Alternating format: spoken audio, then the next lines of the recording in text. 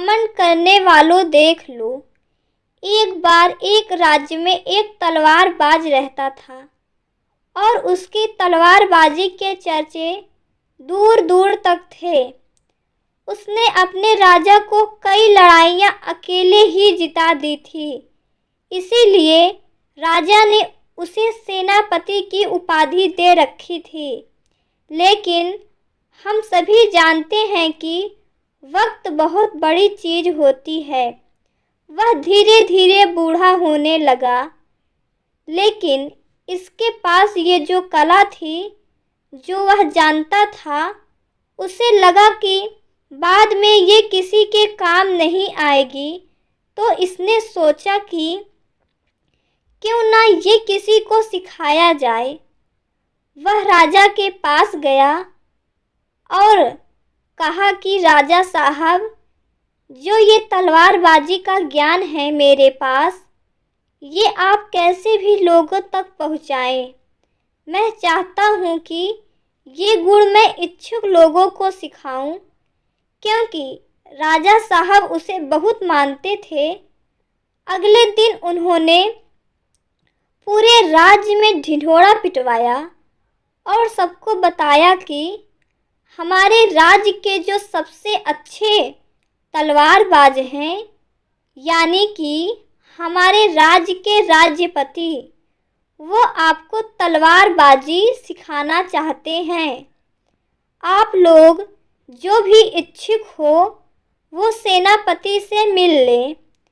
लोगों ने यह बात सुना और अगले दिन से शिष्य उनके पास आने लगे और अब वह तलवारबाज एक गुरु बन गया। वो लोगों को अब तलवारबाज सिखाने लगा।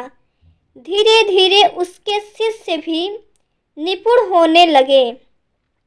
लेकिन उन शिष्य में एक शिष्य था जिसे लगता था कि उसे गुरु से भी ज़्यादा मालूम है और उसे लगता था कि उसे सब चीज़ सीख लिया है। वह अपने आप को इतना अच्छा मानने लगा कि उसे इस बात का घमंड आ गया। एक दिन वह शिष्य राजा के पास पहुंचा और बोला कि राजा साहब, एक बात आपसे कहना चाहता हूँ। आपने उन्हें सेनापति बनाया क्योंकि उन्हें तलवारबाजी आती थी, लेकिन मैं उनसे भी अच्छी तलवारबाजी जानता हूँ। मुझे उनसे ज़्यादा प्रतिभा है। आप मुझे सेनापति बना दीजिए। राजा ने सोचा कि कल तक जो शिष्य सीख रहा था, आज वो सेनापति बनना चाहता और वो भी अपने ही गुरु को खुद से नीचा दिखाना चाहता है। राजा ने कुछ सोचा और फिर कहा कि ठीक है, एक काम करते हैं। तुम्हें लगता है कि तुम बहुत अच्छे तलवारबाज हो या फिर तुम उनसे ज़्यादा जानते हो, तो तुम उनसे यानी कि अपने गुरु से एक मुकाबला करो। शिष्य तैयार हो गया।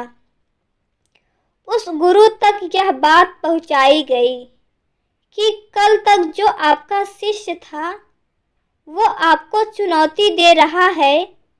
वो आपके साथ एक मुकाबला करना चाह रहा है।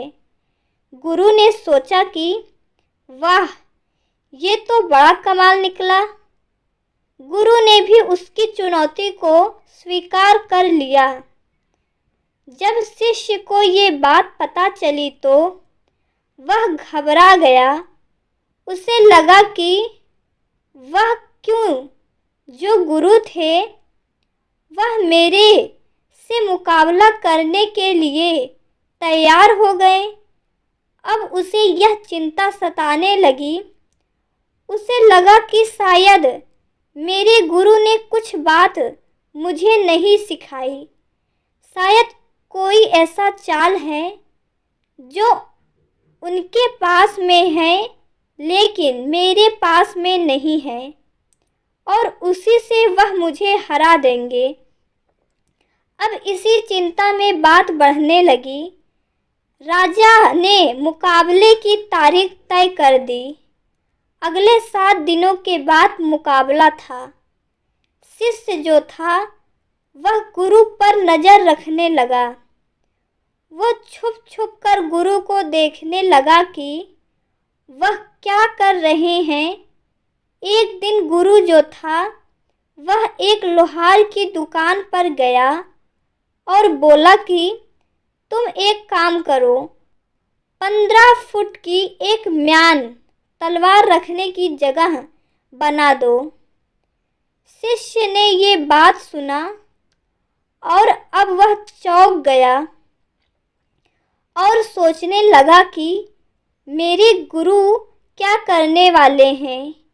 क्या वो इतनी बड़ी तलवार से एक बार में ही मेरे सर को धड़ से अलग कर देंगे? इसे बहुत चिंता होने लगी। तो वह भी एक लोहार की दुकान पर पहुंचा और 16 फुट की एक तलवार बना ली। मुकाबले का दिन आ गया। पूरे राज्य इस मुकाबले को देखने के लिए इकट्ठा हुआ। दोनों तलवारबाज मैदान में मुकाबले के लिए पहुंचे। जैसे ही मुकाबला शुरू हुआ, गुरु ने तलवार निकालकर शिष्य के गर्दन पर रख दिया और शिष्य जो था वह 16 फुट की तलवार म्यान से निकालता रह गया। गुरु ने सिर्फ 15 फुट लंबी म्यान बनवाई थी, लेकिन शिष्य ने 16 फुट लंबी तलवार बना ली।